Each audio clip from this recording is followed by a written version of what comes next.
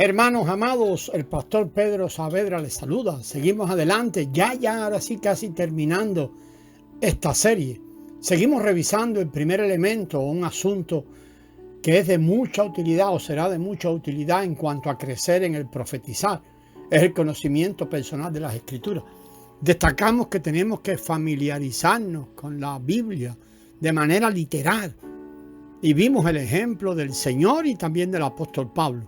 También como parte de este conocimiento general de las Escrituras, nos referimos a no solo el conocer el texto, sino también conocer las connotaciones profundas y los significados espirituales de la palabra de Dios. En el ejemplo anterior, en el audio anterior, revisamos algunos ejemplos del conocimiento profundo que el apóstol Pablo mostró del Salmo 8 y también del Salmo 2, mucho más de lo que vemos superficialmente. También comenzamos a revisar Juan 3:16 y nos referimos a la necesidad de mirar el contexto de todo el capítulo para un significado más profundo y espiritual de ese texto. Los versículos anteriores al versículo 16 nos dicen de qué modo podemos ser regenerados, y los versículos posteriores nos dicen que aquellos que han sido regenerados ahora son el aumento de Cristo, y que este aumento es el complemento de Cristo, su novia, la iglesia, la Eva de hoy que completa al postrer Adán. Así que vemos estos versículos, revelan que el Señor Jesús vino en forma de una serpiente, es decir, en semejante de carne de pecado, como dice Romanos 8:3, para morir por nosotros. Y ahora, después de haber muerto y resucitado, Él es el novio que espera tenernos como su novia. El matrimonio del novio y la novia acontecerá en Apocalipsis 19, pero la preparación para ese matrimonio se ve en Juan 3. Juan 3:16 dice que Dios dio a su Hijo unigénito, no al hombre, sino al mundo. Este versículo no dice que Dios amó al hombre, sino que amó al mundo. Y el mundo no está compuesto de hombres, sino de serpientes. Todas las naciones de esta tierra, amados, no son más que naciones de serpientes. El mundo mencionado en Juan 3:16 no denota la tierra, sino el hombre caído, que ha sido sorbido por Satanás, la serpiente, y se ha convertido en un sistema satánico. Esta es la razón por la cual el Señor Jesús dijo que Él sería levantado y moriría como serpiente, como nuestro sustituto. Así que Dios amó a las serpientes y dio a su Hijo a estas serpientes. Además, su Hijo vino a ser una serpiente para que todas estas serpientes moribundas pudieran ser vivificadas al recibir la vida eterna. Esta vida eterna produce los creyentes en Cristo y así también forma y edifica el cuerpo de Cristo como su novia. Juan 3:16, todavía hay más. Indica además que el Dios que amó al mundo serpentino, al mundo lleno de serpientes, es un Dios trino. El hecho de que se mencione al Hijo en este versículo es una indicación del Dios trino. El Dios simple no tiene un hijo. El Dios trino es el que tiene un hijo, y también el Espíritu Santo. Todo esto es algo mucho más profundo que lo que normalmente vemos en la superficie de Juan 3:16.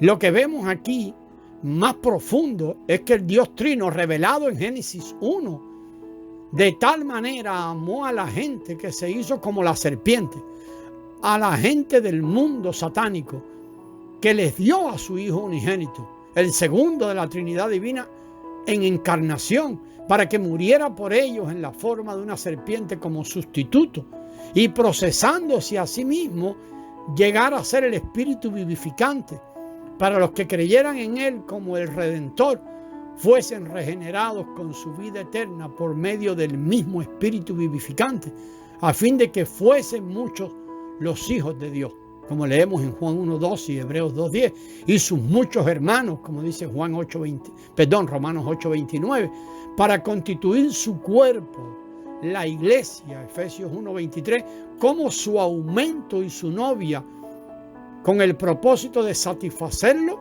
y expresarlo. Esto será consumado en la Nueva Jerusalén, como se revela en Apocalipsis 21 y 22, a fin de manifestar a ese Dios trino procesado y consumado para el cumplimiento de su plan eterno, de su economía eterna.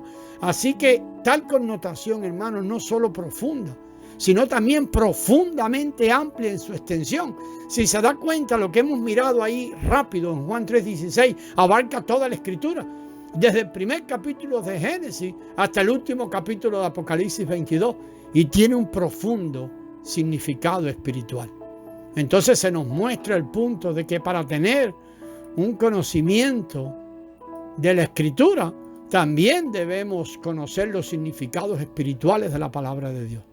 El conocimiento que el apóstol Pablo tenía o muestra cuando leemos sus cartas de los significados espirituales de la palabra, por ejemplo, se puede ver en Génesis 16 y su interpretación. Los significados espirituales de la palabra de Dios se puede ver en su interpretación de Génesis 16, 15 y 21:2. O sea, vamos a mirar ese conocimiento que el apóstol Pablo tenía de los significados espirituales, mirando cómo él interpreta estos dos versículos, Génesis 16, 15 y 21:2, como se revela en Gálatas 4, 22 al 26.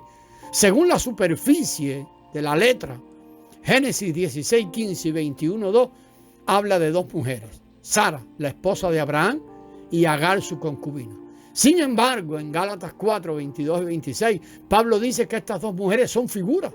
Agar representa el antiguo pacto, que produce hijos para esclavitud, mientras que Sara representa el nuevo pacto, que produce hijos que son libres. Estas dos mujeres tienen un profundo significado. El conocimiento que Pablo tenía acerca de los significados espirituales de la palabra de Dios también puede revelarse en su interpretación del Salmo 68, 18, que él la hace en Efesios 4, del 8 al 10. El Salmo 68, 18, allí leemos: subiste a lo alto, llevaste cautiva la cautividad. Otra versión dice así: has subido a lo alto, has llevado cautivos a los que estaban bajo cautiverio. Tomaste dones para los hombres y también para los rebeldes, para que habite entre ellos Jehová. En la superficie, este versículo dice que alguien que es poderoso subió a lo alto y capturó al pueblo que estaba en cautiverio. Sin embargo, el significado espiritual de este versículo es mucho más difícil de ver. En Efesios 4, del 8 al 10, Pablo interpretó esa porción del Salmo, ese Salmo 68, 18, refiriéndose a la ascensión de Cristo a la cumbre más alta del universo, el tercer cielo, simbolizada por el monte Sión, allí en el mismo Salmo 18, los versículos del 15 al 16. Además, en su ascensión, Cristo capturó a todos los que eran cautivos de Satanás y los hizo ahora sus cautivos.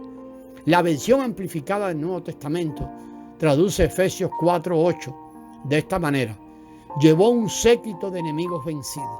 Esto significa que Cristo venció, derrotó y cautivó a sus enemigos y los llevó a los cielos como sus cautivos. En los cielos ofreció a estos cautivos como regalo, como su ofrenda al Padre. Esto complació al Padre, quien lo devolvió a Cristo como dones. Luego Cristo dio estos dones, incluyéndonos a todos nosotros, a la iglesia. Oh, hermano, este significado es muy profundo del Salmo 68. Sí es necesario que familiaricemos con la Escritura y vayamos obteniendo un conocimiento personal cada vez mayor. Y también necesitamos recibir iluminación espiritual para tener una visión espiritual en la palabra de Dios. Por ejemplo, cuando muchos leen 1 Corintios 14, 26 y reciben iluminación espiritual, vemos la importancia de reunirnos de la manera bíblica, donde cada uno tiene lo que cada uno tiene para ser vivificados. Lo que cada uno tiene se ha compartido, la edificación del cuerpo de Cristo por el fluir en mutualidad de los unos a los otros. Al recibir esta iluminación, enfatizaremos sobre ella y anhelamos que esto se haga vida y anhelaremos reuniones de este tipo. Por otro lado, veremos que muy pocos cristianos que leen 1 Corintios 14 ven algo en este capítulo con respecto a reunirse de esta manera. Destacamos que también ver la visión espiritual en la palabra de Dios, por ejemplo, otro ejemplo es ver el propósito de Dios su economía, su plan, o ver el propósito y su plan para llevarlo a cabo, su impartición. En Efesios 1:10, Efesios 3:9 y 1 de Timoteo 1:4. La palabra ahí usada es oikonomía, es la palabra griega. En estos 3 versículos esta palabra denota la administración de una gran familia, la cual sirve para la distribución o impartición de lo que sea necesario para el sustento diario de los miembros de la casa. Recordemos que José llevó a cabo esa clase de distribución o impartición para Faraón. José era un mayordomo designado para llevar a cabo la economía del Faraón al impartir la rica provisión de abastecimiento diarios a su pueblo. Esto lo vemos en Génesis 41 del 55 al 57. Realmente, cuando pensamos en la iglesia religiosa, vemos que muy poco mantiene a la vista el propósito y el plan eterno. O sea, muy poco hace énfasis en la economía de Dios, en su impartición para llevar a cabo su plan y cumplir su propósito. Por el contrario, está centrada en lo que el hombre puede lograr, en lo que el hombre puede llegar a ser. Continuaremos viendo en el próximo audio algo más de la importancia de recibir visión espiritual mientras leemos la Escritura. Y veremos el otro elemento que nos ayudará a crecer en el hablar por el Señor, o sea, la experiencia personal de la vida. Y finalizaremos ya esta serie. Gracias y paz, hermanos.